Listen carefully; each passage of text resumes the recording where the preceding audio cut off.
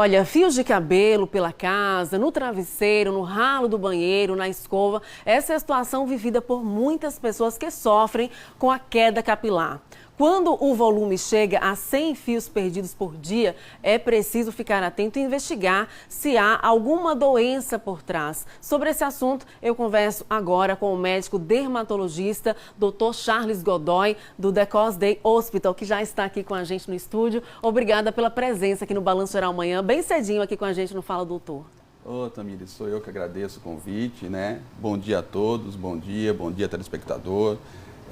Primeiro gostaria de desejar ao Dr. Marcelo, né, que se recupere, né, o mais breve possível, né, ele e a família, né.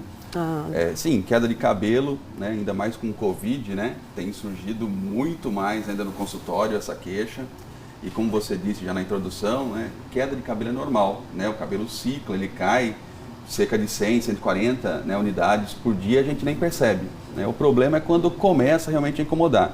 Aí você vê pelo travesseiro, né? Quando você vai tomar banho no ralo, você vê aquela quantidade grande, né, de cabelo, até entupindo o ralo ali. Meu Deus, o que está acontecendo, né? Pode não ser nada, como realmente pode ser alguma patologia, alguma doença que esteja ocorrendo, né? Então, nós temos algumas situações que podem desencadear isso daí, tá? Então, isso é normal acontecer logo depois que o bebê nasce, né? Cerca de 2, 3 meses depois, né? Quem já passou por isso sabe que o cabelo cai, por exemplo, né? Mas algumas doenças, por exemplo, tireoidite de Hashimoto, né? Quando você tem algum problema na tireoide, pode desencadear a queda de cabelo. Algumas coisas também bem comuns, por exemplo, o anticoncepcional, começar um anticoncepcional, parar um anticoncepcional, às vezes também leva à queda de cabelo, né? E algumas alterações, algumas deficiências de vitaminas, vitamina D, vitamina B12, né, deficiência de alguns minerais, zinco, ferro, por exemplo. Vamos então esclarecendo a população aos poucos aqui e já aqui no telão a primeira pergunta, lembrando que você pode enviar a sua dúvida sobre queda de cabelo na mensagem, diga seu nome, seu sobrenome e a cidade onde você mora. Vamos colocar o WhatsApp do BG aí na tela para você. Na mensagem, lembra de fazer a pergunta, dizer o seu nome completo e a cidade onde você mora. Vamos então à primeira pergunta aqui no Fala Doutor. Vamos colocar na tela, por favor, aqui a primeira pergunta para a gente soltar aqui para o médico. A Rosana Almeida, ligadinha com a gente no bairro Santos Dumont, aqui na capital, ela pergunta: como saber se a quantidade de fios perdidos é normal, doutor? Então, é exatamente, né, o que a gente tinha colocado há pouco. Quando você perde cerca de 100 fios, você não consegue perceber, você não percebe essas unidades caindo tanto pelo chão, né? Você não percebe. A partir do momento que várias dessas unidades você começa a perceber, elas estão no travesseiro, né, ao tomar banho, ao escovar o cabelo, né, uma grande quantidade de cabelo não é normal. Então, provavelmente está caindo pelo menos cerca de umas 300 unidades. Vamos então à próxima pergunta aqui no telão. Doutor, pode chegar um pouquinho mais para cá, doutor, por favor. Próxima pergunta aqui no telão, por favor, equipe. Vamos então seguindo com o ritmo. Raimundo Correia, ligadinho com a gente em Itapuranga da Ajuda. Queda de cabelos é sinônimo de ficar careca, doutor? Interessante, né? Se você perguntar, é uma outra doença do couro cabeludo, né? Que a calvície, né? Que a calvície.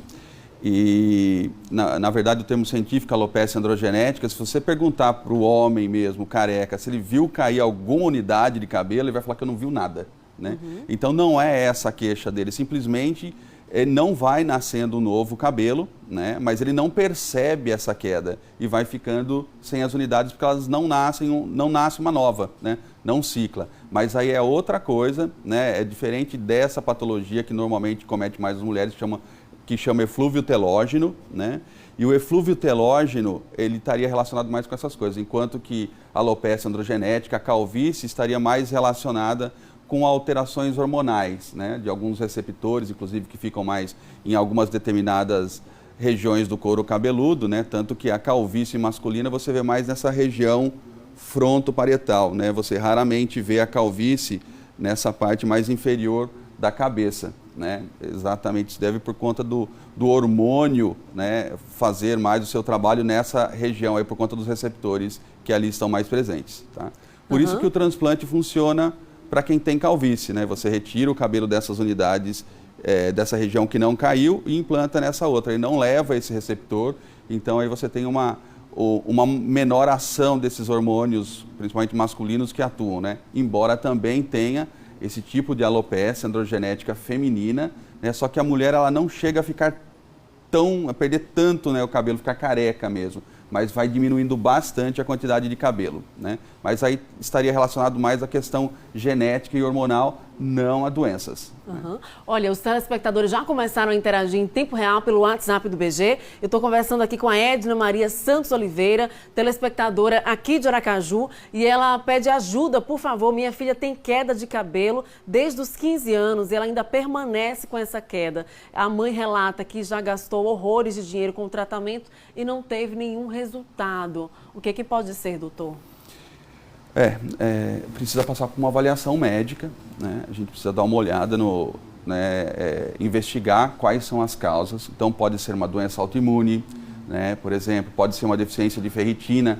Já nessa idade a menina começa então a ter menstruação, né? Com a menstruação, aquela perda de sangue leva a uma diminuição da quantidade de ferros, né? Então a ferritina deve estar acima em torno mais ou menos de 70 para que não ocorra essa perda, né, de cabelo. Se ela continua menstruando muito, né, se está perdendo muito ferro, então a gente precisa investigar. Às vezes a gente consegue observar, né, isso daí facilmente. Às vezes é só fazer algum equilíbrio e você já recupera. Ok, tá? Tem que ser investigado. Vamos então para a próxima pergunta aqui. Quadro Fala Doutor na tela então. A próxima pergunta, Paula Soares, ligadinha com a gente aqui no bairro América. Os cabelos perdidos crescem novamente, doutor? Então, depende da situação, do que está ocorrendo. Tem um tipo de queda de cabelo, né, que a queda de cabelo é definitiva. São as alopécias cicatriciais, tá? Nessas alopécias cicatriciais, então, algumas doenças que acometem o couro cabeludo, como lúpus, por exemplo, né, como líquen plano, pilar, eles acabam destruindo a unidade, né, do cabelo, aí não cresce mais, né?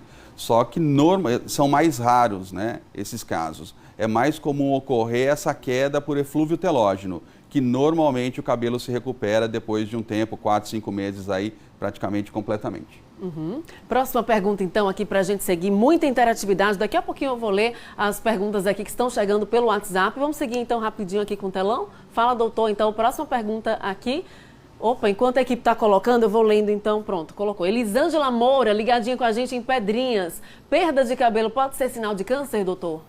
É uma ótima pergunta, né? Depende, né? Então, o câncer ele pode levar a situações em que ocorra um consumo, né, de nutrientes do organismo, né? E aí sim pode levar a uma queda importante de cabelo, né? Se for, por exemplo, um câncer de cólon lá no intestino, né, esse câncer vai levar um certo sangramento também, às vezes imperceptível, mas que leve a uma anemia, né? Essa anemia vai desencadear uma queda de cabelo, por exemplo, entre outras situações, né? Então a alimentação também é importante, A alimentação por exemplo, é importante, né? E um câncer pode ser sinal, né, de realmente de alguma coisa estar ocorrendo, né, de forma inadequada no organismo, e já é um aviso, né? E aí sim a gente conseguir concluir o diagnóstico. Entendi. Olha, o telespectador Bruno Martiniano está ligadinho também aqui na capital. Ele pergunta, doutor, qual a solução mais eficaz para a queda de cabelo? A situação mais eficaz é identificar o que está acontecendo, né? Então, se você tem uma deficiência, por exemplo, de vitamina B12, repor essa vitamina B12. Se você tem a deficiência de ferro, que eu já falei um pouquinho mais, você deve repor, né? E ter um pouquinho de paciência, né? Que esse cabelo vai se recuperar, né? Se for essa situação do eflúvio telógeno. Agora, se for a calvície, que ele perdeu o cabelo, não é tão relacionado à queda e tal, aí tem outras substâncias que a gente pode estar utilizando, né, como o minoxidil, por exemplo, tópico, né, que tem um excelente resultado. Inclusive, tem uma pergunta aqui de um telespectador que questiona justamente isso. Ele relata, meu pai tem calvície, eu posso ter também no futuro pela questão genética? Sem dúvida, né? Há uma grande chance de ter, né? Precisa passar no consultório para a gente fazer a avaliação.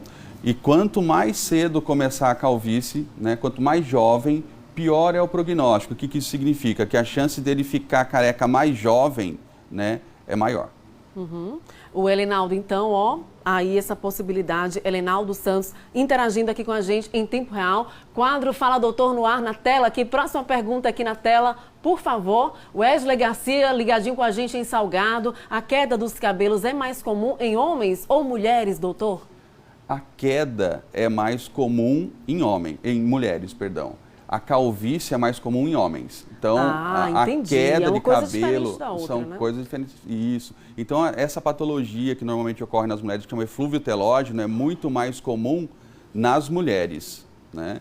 E a calvície, ficar careca, é mais comum nos homens.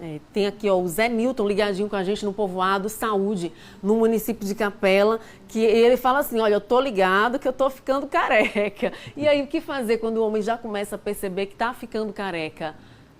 Olha, Tamires, tratar o quanto antes, né? Porque à medida que a calvície vai evoluindo, a unidade do cabelo ela não cresce mais.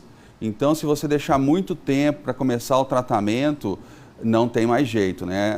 A única maneira de resolver, né, que a ciência hoje a gente tem para conseguir ajudar, daí seria o transplante capilar. Transplante capilar. Vamos então à próxima pergunta aqui. Fala, doutor, na tela aqui com a gente. A Maria Aparecida dos Anjos ligadinho com a gente em Indiaroba. Bom dia para todos que estão aí em Indiaroba. Estresse faz cair cabelo, o que fazer? O estresse faz cair o cabelo, né? O estresse também está relacionado com uma outra doença que chama alopecia areata, né? Com a pandemia, com todo esse estresse desencadeado aí pelo Covid-19, né? Tem surgido cada vez mais esse tipo de doença, que é uma doença autoimune do couro cabeludo. Você tem uma determinada região que perde completamente o cabelo, cai todo o cabelo dela. Né? O leigo costuma chamar de pelada, porque fica peladinha essa região sem cabelo. Né? Isso é uma outra patologia. E o estresse também, lógico que é uma causa, depois da gente fazer toda a investigação, ver se não tem nenhum problema hormonal, ver se não tem nenhum problema nutricional, se não tem nenhuma patologia, ele pode sim estar relacionado com essa outra patologia que eu estava falando, eflúvio telógeno, e levar à queda de cabelo. Entendi. Próxima pergunta, então, aqui no quadro Fala Doutor. Muita gente questionando onde o doutor atende. O doutor atende no The Cause Day Hospital. Júlia Santana, ligadinha com a gente em Estância. Com qual frequência se deve lavar os cabelos? Isso influencia na saúde do couro cabeludo? Você pode lavar o cabelo todo dia, não tem problema nenhum. Tá? Isso não vai influenciar na queda de cabelos, né? O que acontece normalmente é que quem começa com quadro de queda de cabelo tem uma tendência a lavar menos, né?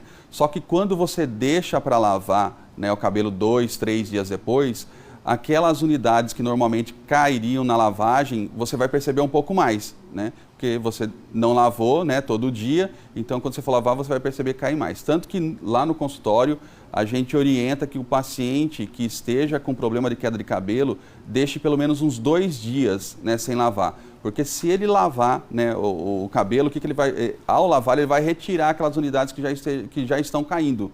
Né, e o que vai dificultar para o médico perceber o quanto que está caindo o cabelo dele. Né, entendi. Ou dela, né? Vamos então à próxima pergunta aqui, rapidinho aqui no quadro Fala Doutor. Hoje tirando as suas dúvidas sobre queda nos cabelos. Edivan, queda dos cabelos. Edivan Costa ligadinho com a gente em Areia Branca. É verdade que remédio de combate à calvície diminui o libido? A libido? Não, nem todos os medicamentos, né? Como eu disse um pouquinho agora, o minoxidil, né, não leva a essa queda de libido, mas tem a finasterida. A finasterida ela inibe uma enzima, né, que chama 5-alfa-redutase, que estaria relacionado aí com a dihidrotestosterona, testosterona, aí pode levar assim a diminuição de libido, mas não são todos os pacientes que precisam utilizar esse medicamento. Doutor Charles, então vamos reforçar, doutor Charles Godoy, dermatologista, onde o senhor atende. Passa o endereço direitinho, porque tem muita gente questionando durante a entrevista. Sim, então, eu atendo lá no The Cause, né, o hospital lá da Unite, né, que fica ali, passando ali o Shopping Rio Mar. Então, você que tem interesse em fazer uma consulta com o Dr. Charles, comparece então ao The Cause Day Hospital. Dr. Charles, quero agradecer então a sua participação aqui com a gente. Muitas perguntas, infelizmente nosso tempo hoje ficou um pouquinho mais curto, mas eu quero agradecer a sua participação aqui com a gente. Olha, muito obrigado, eu que agradeço o convite, viu, Tamires? Desejo aí a todos um excelente dia e melhoras aí mais uma vez aí para o Dr. Marcelo. Com certeza, a gente está na torcida pela recuperação do delegado e toda a polícia empenhada então para localizar o terceiro suspeito. Muito obrigada.